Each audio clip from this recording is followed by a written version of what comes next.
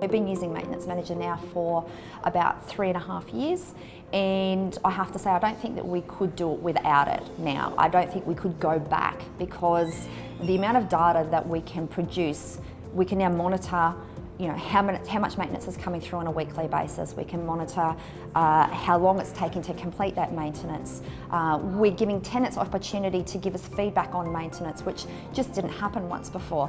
You as a property manager can only do so much, and the owner is expecting you to go out and check to make sure maintenance has been completed. And in a perfect world, that is what you should be doing. However, when you're running 600 properties with a certain level of staff, there comes a time where you have to work smarter, not harder. And by giving tenants the opportunity to report on, the quality of the work that's been done or the quality of the tradesperson, it really gives you that extra something that you just didn't have before. Whether that's time or whether that's money, it's still going to add to the business. Well, definitely from a business manager's perspective, you've got to implement it. You can establish what it is that you do. If you're processing 70 work orders a week, and you've got so many invoices coming in a week, then you can quantify and say, hey, we're really busy. This is the workload that we've got on. So Maintenance Manager gives you the sense of knowing when someone is overloaded, or if they are not as overloaded, is there sort of scope in the business for that person to help out somewhere along the line.